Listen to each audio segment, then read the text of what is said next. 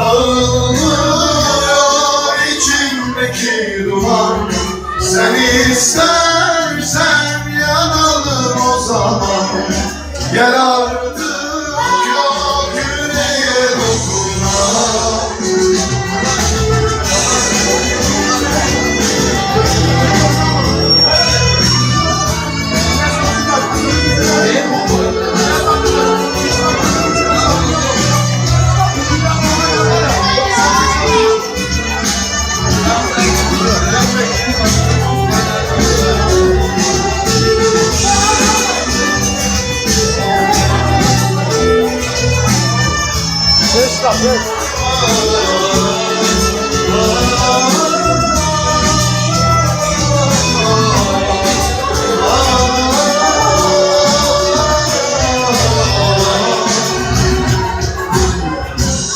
Biri vardı çoktan, izi kaldı kalpte, canımın damlasında.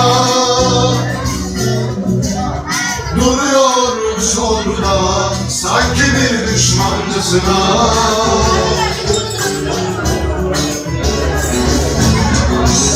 Sevemez misin, aşkı bağlayamaz mı gönlümün bahçesine? Kanadım kırıldı bak, yağmurum ol yeryüzüne. Tükendim çok, yaralarım açar.